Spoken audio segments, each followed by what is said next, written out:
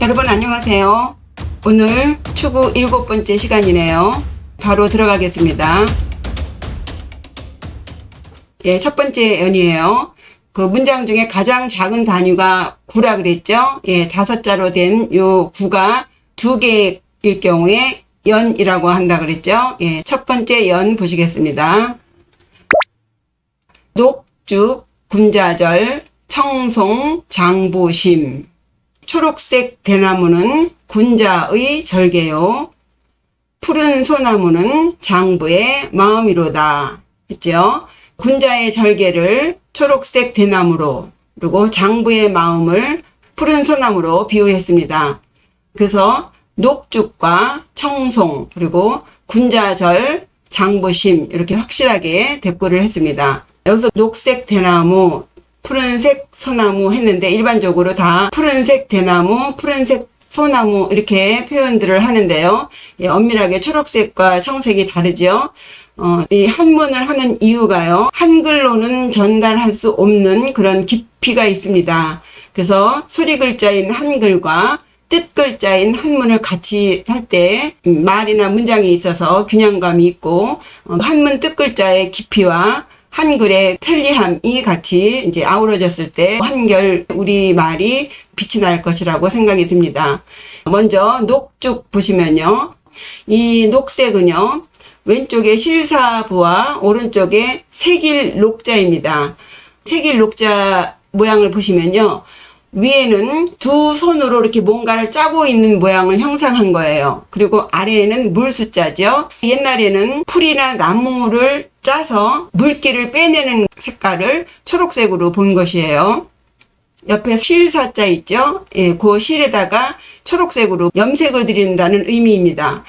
예, 녹죽, 예, 초록색 대나무는 군자의 절개이다 해서요. 군자는 임금 군자고 이 자자는 사물 뒤에 붙는 전미사입니다. 예를 들면 탁자나 의자 같이 사물 뒤에다가 자라는 전미사를 넣어서 확실하게 명사화시키는 거죠. 군자도 그런 식의 의미로 만들어진 글자입니다. 임금과 같은 사람 이렇게 되겠죠.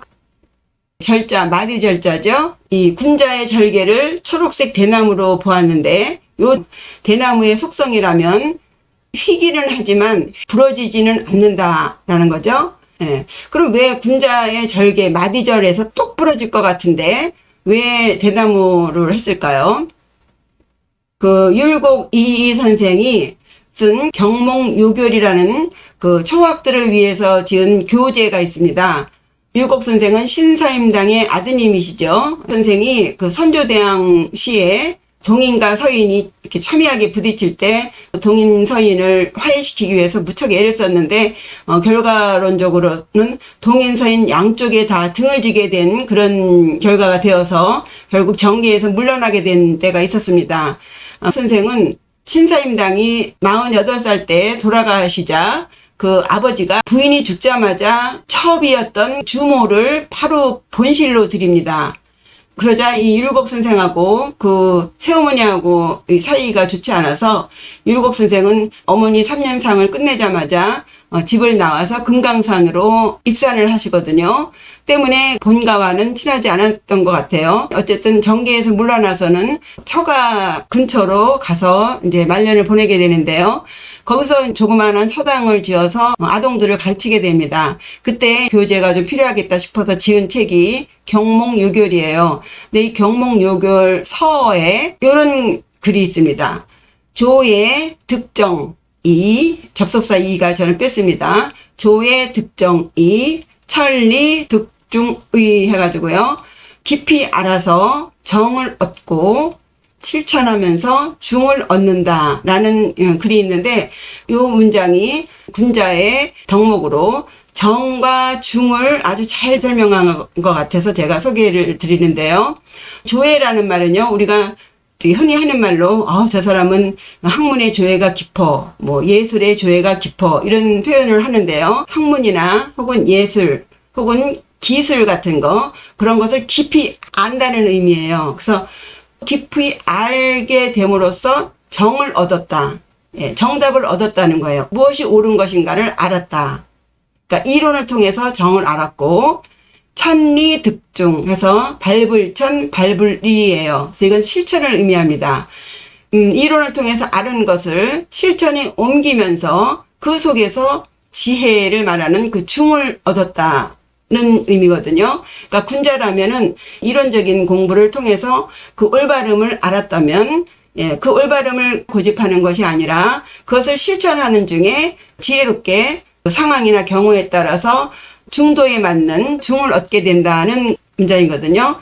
그러니까 예를 들면 배우기만 해서 정만을 알고 중을 모르면 아주 답답한 사람이 되는 것이고, 중만 알고 올바름을 모르면 위험한 사람이 될 수 있거든요. 그러니까 그 이론적으로 일단 먼저 올바름을 알고, 그리고 그것을 실천하는 중에 상황에 따라서 적절하게 응용하는 중을 얻어야 된다. 이렇게 된 사람이 군자이다예요. 요 상태를 유지하는 것, 그것을 군자의 절로 해석해 봅니다. 답답하게 정만을 고집하지 않고 그 정을 기반으로 한, 올바름을 기반으로 한 그 중을 찾아가면서 자유자재로 하는 군자의 그 절개를 희기는 하지만 부러지지는 않는다. 그러니까 우리는 절개하면 좀 아주 좀 답답하게 자기 고집만을 부리는 것으로 생각을 하는데요. 대나무로 비유했다는 것을 잊으시면 안 되겠습니다. 육아인들이 남산 딸깍바리 같다는 이미지가 있잖아요. 그 구멍에서 빼서 그 구멍에다가만 넣는 거예요. 대나무의 속성으로 휘지만 부러지지는 않는, 굉장히 자유자재로 상황에 대처하는 지혜로운 군자의 절개를 녹죽으로 표현했습니다. 다음에요. 청송장부심 했죠. 푸른 소나무는 장부의 마음이다 해서요. 이 청자, 푸를 청자는요, 선비들의 상징이죠. 적색, 붉은색이 감성을 상징한다면 청색은 이성을 말하죠. 그러니까 육아인들의 냉철한 이성을 의미합니다. 이 청자는. 그리고 이 소나무는요, 나무 목자에다가 벼슬 공자예요. 그래서 나무 중에 유일하게 벼슬이 있는 나무는 소나무죠. 그래서 명석한 이성을 가진 벼슬이 있는 선비, 또 소나무의 상징을 본다면 사시사철 푸르름이죠. 아무리 혹독한 추위가 와도 여전히 푸르른 소나무를 장부로 표현했습니다. 변치 않는 이 소나무에 대한 얘기로는 논어에 새한연후 지 송백지 후조야 해서요. 해세죠. 1년 중에 한 가장 추운 때 이후에야 알게 된다. 무엇을? 송백지 후조야. 소나무와 측백나무가 후조, 늦게 시든다는 것을 알게 된다. 우리가 보통 날씨에는 소나무도 푸르고 다 나무들이 푸르니까 그 구별을 하기 어렵지만, 그 서리가 내리고 이제 추워지게 되면 낙엽 떨어지고 다 시들게 되는데, 최종적으로 제일 마지막까지 견디고 있는 것이 이제 소나무와 측백나무다라는 거죠. 그것을 인간으로 비유하면 평화시대에는 다 그 사람이라 투출하게 두각을 나타내는 사람을 알 수가 없지만, 난세에 영웅이 나온다고 세상이 이제 험난하게 되면 비로소 그 진가를 드러내는 영웅들이 나타나죠. 그런 영웅들을 이제 소나무, 측백나무로 이제 표현을 한 것이죠. 그러니까 어떤 큰일이 닥쳐야 정말 누가 진짜 대장부이고 누가 진짜 군자인지가 드러나게 되는 것임을 설명하고 있습니다. 그래서 한겨울 속에서도 푸르름을 간직하고 그 모진 추위를 견뎌내는 이 소나무의 그 강함을 이제 장부의 마음으로 비유한 것입니다. 정리해보면요.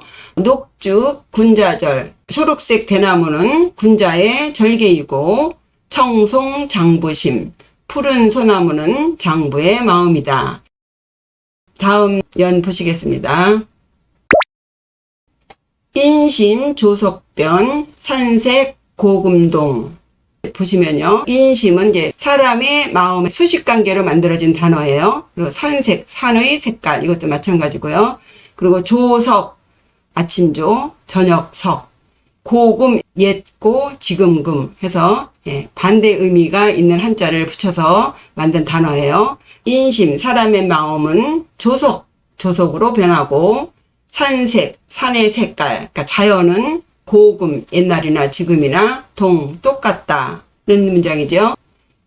우리 한국말은 끝까지 들어봐야 안다는 말이 있죠. 이렇게 구가 2개 있을 경우에 요 인심을 강조한 것이냐 산색을 강조한 것이냐라고 볼 때요. 항상 D를 강조하기 위해서 앞에는 깔아주는 거예요. 그래서 산색, 이 자연이 예나 지금이나 똑같은 것을 강조하기 위해서 인심이 이렇게 조속으로 변한다는 것을 먼저 말하는 거예요. 그래서 항상 끝까지 다 들어봐야 됩니다. 저도 동영상에 항상 미괄식으로 맨 끝에 결론을 내리는데 끝을 안 보시는 경우가 많이 있어서 그게 좀 안타까운데요.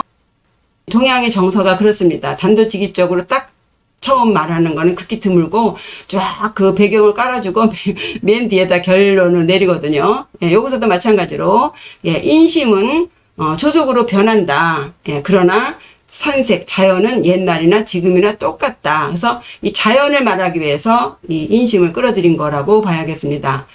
거의 대부분의 문장도 그렇고 그래요. 그래서 산색이나 자연 이런 것은 오랜 시간이 흘러도 여전히 변치 않지만 사람의 마음은 순식간에 변해버리는 것을 얘기하면서 사람의 마음도 이 자연처럼 항심을 갖도록 노력해야 된다. 소위인들 마음 쓰듯이 세속의 인정에 따라서 쉽게 변해서는 안 된다는 것을 지금 이 19절을 통해서 얘기를 하고 있습니다. 축자법이라고 해서요. 쫓을 축, 문자자 해서 글자를 따라서 해석하는 법에서 축자법이라고 그래요. 글자를 순서 그대로 해석해 보면요. 인심, 조석, 변. 사람의 마음은 아침 저녁으로 바뀌지만 산색, 고금, 동. 산색은 예나 지금이나 똑같다. 이런 식으로 그대로 축자법에 따라서 해석하시면 되겠습니다. 다음 년 보시겠어요? 강산 만고주 인물 백년빈.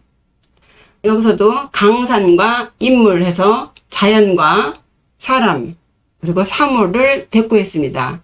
강산 만고주. 강산은 만고의 주인이고 천년만년 주인이에요. 말씀드렸다시피 강산은 오직 강과 산만을 말하는 것이 아니라 이 천지자연을 말하는 거죠. 이 천지자연은 천년만년 주인이다. 항상 주인처럼 그 자리를 지키고 있다. 그에 반해서 인물 백년빈 했죠. 사람이나 사물들, 뭐 그냥 인물이라고 봐도 되겠지만 요 물에는 모든 물상들이 다 들어가죠. 인물은 100년의 손님이다. 끼케야 100년이 있으면 세상에 왔다가 언제 반드시 가야 되는 것이 이 사람이고 동물이고 그렇잖아요. 그래서 손님으로 본 것입니다. 그래서 여기서는요, 아까 말씀드렸다시피 이 강산이 주인인 것을 말하려고 하는 게 아니라 인간이 이 세상에서 100년도 못 사는 결국은 떠나야만 하는 그런 한계가 있는 인간이다. 이 자연에 잠시 머물다 가는 것을 말하기 위해서 이 앞에 강산 만고주를 먼저 말했다고 봐야 됩니다. 그래서 강산은 천년만년 그 자리를 지키는 주인이지만 인간이나 모든 사물, 동물들은 뭐 길어야 100년 사는 손님일 뿐이다. 언제고 돌아가야 하는 그런 존재이다. 한계가 있는, 한정되어 있는 인물이다. 그래서 인간의 허무함 이런 것을 말한다고 볼 수 있겠어요. 요런 19절은 앞뒤를 생략하고 요것만 딱 따온 거기 때문에 전체적인 내용을 볼 수 없지만 작가가 무슨 의도로 요 말을 했는지 순서로 조금 짐작을 해볼 수 있겠죠. 요런 문장은요. 이백의 춘야연 도리원서라는 시가 있는데요. 한번 다뤄볼 예정인데 이백의 그 시에서 이런 식의 표현이 있습니다. 천지자연은 여간과 같은 것이고 우리 인간은 여기를 드나드는 손님이다. 또 도연명의 의고라고 해서요. 고시를 본뜬다는 의미의 그 의고가 그 12수가 있는데 그 중에 9번째 수에서 이런 식의 표현이 있습니다. 내용을 조금 보면은 생자 위 과객, 사자 위 귀인 해서요. 살아있는 사람은 지나가는 과객이고 길손이고 사자 위 귀인. 그래서 죽은 자는 돌아갈 사람이다. 이런 식으로 천지자연과 인물을 대꾸하기도 했습니다. 그래서 강산과 인물 만고와 백년, 주인과 손님 빈 이렇게 대꾸를 했습니다. 다음 년 보시겠습니다. 세사, 금, 삼척, 생애, 주, 일배. 예, 요 시는요, 도연명의 4개에서 발췌한 연이에요. 해석해보면요, 세사, 세상사는 금, 검은고, 삼척짜리 검은고로 그 시름을 날려버리고, 생애, 주, 일배. 한평생의 고달픔은 술 한 잔으로 위로해보내. 뭐 이런 식으로 풀 수가 있겠는데요. 우리가 세상 살다 보면 온갖 시름, 뭐, 근심거리, 뭐, 정말 뜻대로 풀리지 않는 일들이, 예, 산 넘어 산 아닙니까? 예, 그런 세상사를 겪을 때마다, 그것을 그냥 곱씹고 하는 게 아니라, 세척짜리 세자죠? 그럼 1m 내외의 길이의 그 검은고, 그 검은고를 튕기면서 그 시름을 날려버린다는 것이죠. 예, 마찬가지로 또 평생 살면서 정말 그 복잡한 세상 속에서 그때마다 그 상처를 잊고 괴로워하는 게 아니라 술 한 잔으로 딱 털어버리는 거죠. 예, 서로 위로해주고, 그리고 스스로도 술 한 잔으로 달래보내. 뭐 이런 식의 시입니다. 다음 연 보시면요. 산정 사태고 일장 여소년. 그래서요. 산 고요하니 태고적 같고 일장 여소년. 해 기니 마치 소년 같구나. 요 구절만 보아서는 그냥 산이 고요하고 마치 그 한낮에 소년같이 해는 기네. 그래서 굉장히 긍정적인 의미로 쓰이기도 합니다. 그러나 이 시는요, 그 북송대의 문인이자 정치인인 당경이라는 사람이 쓴 취해서 잔다라고 하는 시에서 발췌한 구절이에요. 요 첫 번째 연입니다. 산정사태고 일장 여소년 그러죠. 예, 요 시는 제가 일전에 그 1시간상 시간에 다루었으니 당경이라든가 참고해 보시면 되겠는데요. 치면 시는요, 당시 당나라 때 그 신법과 국법의 당쟁이 있었는데 거기에서 이 당경이 밀려나와 유배당한 상태에서 지은 시예요. 그래서 굉장히 어려운 시간을 겪을 때 지은 시거든요. 그래서 그 와중에도 어떤 희망을 보면서 때를 기다리는 그런 시입니다. 해서 첫 연인 산정사태고 일장 여소년은요, 그 유배지가 너무나 고요해서 태고적 같고, 그리고 이 한낮의 그 더위가 아주 쨍쨍한 이 지루한 하루를 어떻게 보내는가라는 표현을 일장 여소년이라고 썼다고 저는 해석을 했습니다. 정말 풀려날 때까지 그 하루하루를 너무나 지루하게 보내는, 그러니까 그냥 취해서 또 자고 하면서 세월을 보내는 그 지루함을 배경으로 깔았다고 봅니다. 예, 그 다음 구절 보시면요. 정리 건곤대 한중 1월장 해서요. 먼저 정자 보시면 고요할 정자죠. 왼쪽이 청자죠. 예, 아까 말씀드렸다시피 붉은색이 감성이라면 이 청자는 이성을 말해요. 그리고 오른쪽에 싸울 쟁자잖아요. 위에 손톱조에다가 아래도 이게 손입니다. 서로 가지려고 다투는 싸움을 상징하는 글자예요. 근데 싸우긴 싸우는데 감정적으로 싸우는 게 아니라 이성적으로 싸우는 거예요. 이게 고요할 정자예요. 싸우는데 그게 이성적이에요. 아주 의미가 있는 글자라고 보겠어요. 예, 그리고 요 리자는 속옷 리예요. 속옷 리자는요, 아래 옷 의가 있죠. 예, 그리고 가운데 마을 리예요. 이 마을이라는 것은 어떤 공간 가운데에 있는 곳이 마을이라고 해서요. 속이라는 의미가 있어요. 이너, 안. 그래서 옷 중에 속에 입는 옷 해서 속옷이라고 쓰이는데 후에 가운데 중 속과 같은 의미로 쓰고 있습니다. 그 다음에 건곤이죠. 예, 하늘 건, 땅 곤이죠. 예, 하늘과 땅을 천지라고 안 하고 이렇게 건곤으로 비유했습니다. 그래서 정리 건곤대 하면은요, 고요함 속에 천지가 크다.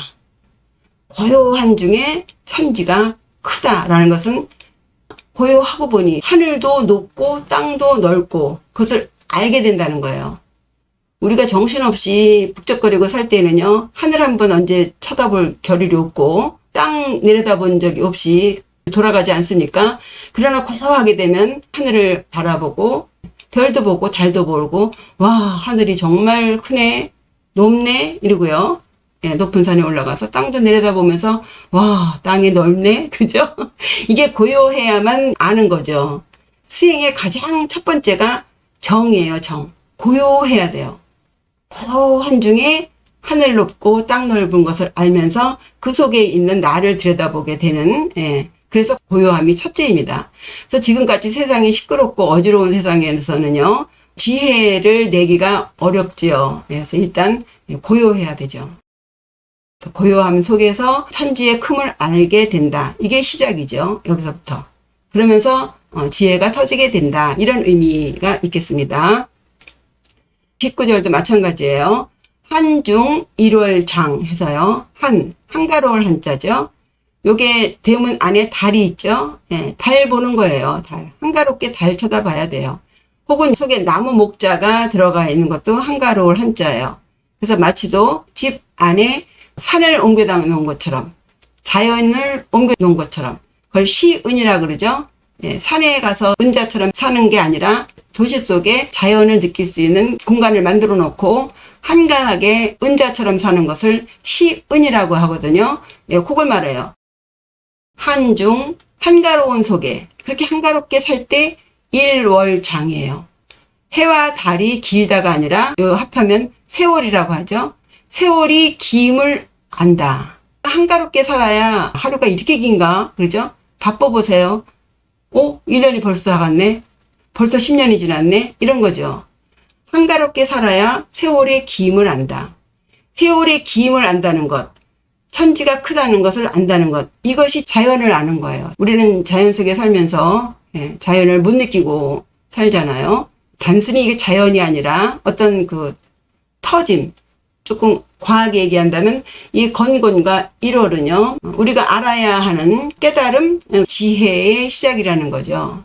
그래서 공간적으로 고요한 속에서 천지자연을 알 수 있고, 시간적으로 한가로운 속에서 세월의 김을 느낄 수 있다. 그래서 굉장히 쉬운 한자로 단순하게 쓴 것이지만, 우주자연의 시공간 속에서 우리가 소우주로서 살면서 우리가 살고 있는 곳을 파악할 수 있으려면, 그야말로 도를 통하려면 정의와 한중이어야 된다. 항상 고요하게 조용한 속에서 한가롭게 지낼 때 이 우주 자연의 이치를 파악할 수 있겠다고 봐야겠습니다. 바쁘게 살면 안 되는데 저도 너무 바쁜 것 같아요.